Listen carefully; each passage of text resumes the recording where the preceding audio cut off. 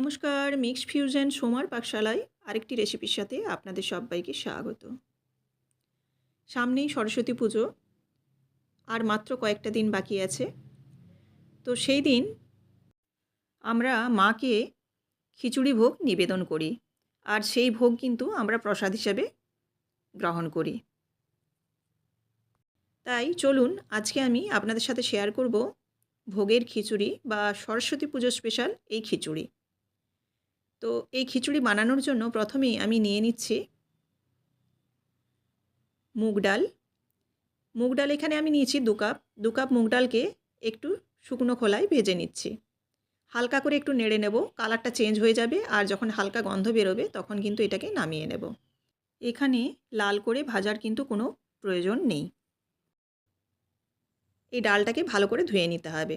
আমি একবারেই ধুয়ে নেব, কারণ ভাজা ডাল বারে বারে ধুলে কিন্তু ভাজা মুগ ডালের যে একটা গন্ধ, সেই গন্ধটা কিন্তু চলে যায়। সেজন্য একবারেই বেশি করে জল দিয়ে পরিষ্কার করে ধুয়ে নিয়েছি। এবার দিয়ে দিচ্ছি কড়াই 1 চামচের মতো ঘি। ঘিটা দেওয়ার পর এখানে আমি কুচনো নারকেল এই ঘিতে একটু ভেজে নেব। নারকেলটা একটু নাড়াচাড়া করার পর এর মধ্যে দিয়ে দেব কাজু আর কিশমিশ। নারকেলটা একটু যখন ভাজা হয়ে গেছে তখন এর মধ্যে কিন্তু কাজু কিশমিশটা দিলাম। দিয়ে কাজু কিশমিশটাও কিন্তু এই ঘিয়ে একটু ভেজে নিচ্ছি। যখন ভাজা হয়ে যাবে তখন এটাকে তুলে একটা পাত্রের মধ্যে রেখে দেব।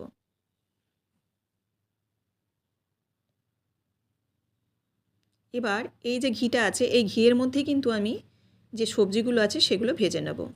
প্রথমে ডুমো ডুমো করে বড় করে আলু কেটে নিয়েছি, এই আলুটাকে দিয়ে দিলাম। তারপর যে সমস্ত সবজিগুলো আছে সেগুলোও দিয়ে দেব। এর মধ্যে দিলাম লবণ, আর দিচ্ছি ফুলকপি, গাজর দিয়ে ভালোভাবে নাড়াচাড়া করে নেব। সঙ্গে কিন্তু বিনসটাও দিয়ে দিলাম। দিয়ে নাড়াচাড়া করে এটাকে হালকা করে ভেজে নেব। খুব একটা লাল করে ভাজারও দরকার নেই, আর তেলে একেবারে ছেঁকে ভেজে নেওয়ারও কোনো প্রয়োজন নেই। এবার যখন ভাজা প্রায় হয়ে আসবে তখন দিয়ে দেবো মটরশুঁটি। মটরশুঁটিটা দিয়ে 1 মিনিটের মতো নাড়াচাড়া করে সবজিগুলোকে কিন্তু নামিয়ে নেব। দেখুন সবজিগুলো মোটামুটি হয়ে গেছে। আমি গ্যাসের ফ্লেমটা বন্ধ করে এগুলো নামিয়ে নিচ্ছি। এবার এই কড়ার মধ্যে দিয়ে দিচ্ছি সরষের তেল। এবার বাকি রান্নাটা আমি কিন্তু সরষের তেলেই করব। আপনারা চাইলে ঘি বা সাদা তেলও ব্যবহার করতে পারেন। এবার এর মধ্যে দিয়ে দিচ্ছি তেজপাতা এবং শুকনো লঙ্কা একটা ফোড়ন, তার সঙ্গে দিচ্ছি দারুচিনি 1 টুকরো আর 2টো এলাচ। দিয়ে ফোড়নটা একটু যখন হালকা গন্ধ বেরোবে তখন এর মধ্যে দিয়ে দেবো টমেটো কুচোনো।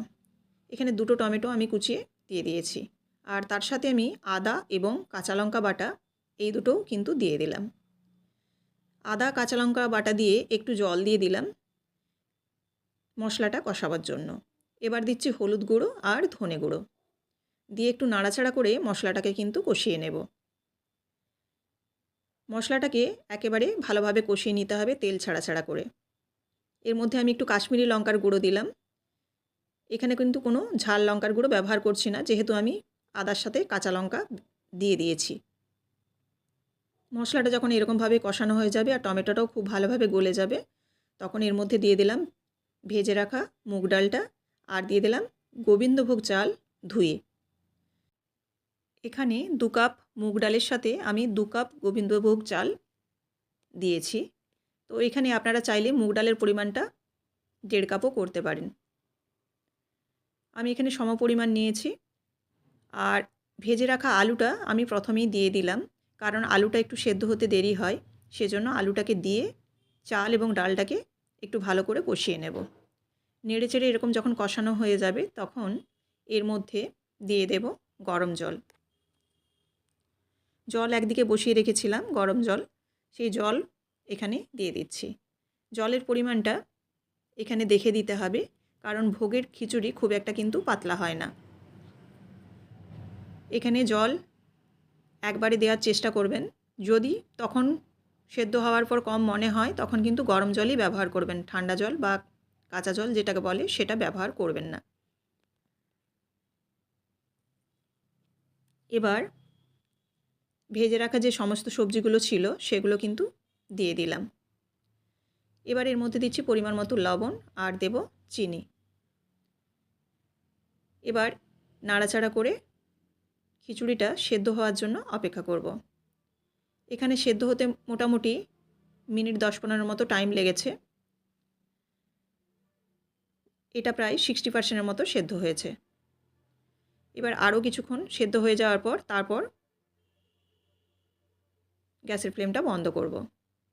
তো দেখুন এবার মোটামুটি সেদ্ধ হয়ে গেছে। আরও কিছুক্ষণ রাখার পর আর নামাবার আগে আমি দিয়ে দেবো জিরে আর শুকনো লঙ্কা। এটা আমি শুকনো খোলায় ভেজে গুঁড়ো করে নিয়েছিলাম। দিয়ে এই মশলাটা দিচ্ছি আর দেব এর মধ্যে 1 চামচের মতো ঘি। এখানে চাইলে আপনারা আরও কিন্তু গরম মশলার গুঁড়ো ব্যবহার করতে পারেন। আমি যেহেতু ফোড়নে দিয়েছি সেজন্য আমি এখানে আর গরম মশলা ব্যবহার করছি না। আর দিয়ে দিলাম ভেজে রাখা ড্রাই ফ্রুটসটা, অর্থাৎ নারকেল, কাজু আর কিশমিশ। দিয়ে এটা ভালোভাবে মিশিয়ে নিয়ে আরও 2 মিনিটের মতো নাড়াচাড়া করে নেব। একেবারে রেডি হয়ে গেছে সরস্বতী পুজোর স্পেশাল ভোগের খিচুড়ি। আমি গ্যাসের ফ্লেমটা বন্ধ করে দিলাম, করে এবার আপনাদের পরিবেশন করে দেখাচ্ছি। আপনারাও অবশ্যই এভাবে কিন্তু ট্রাই করতে পারেন। ভীষণই ভালো এই ভোগের খিচুড়ি খেতে হয়।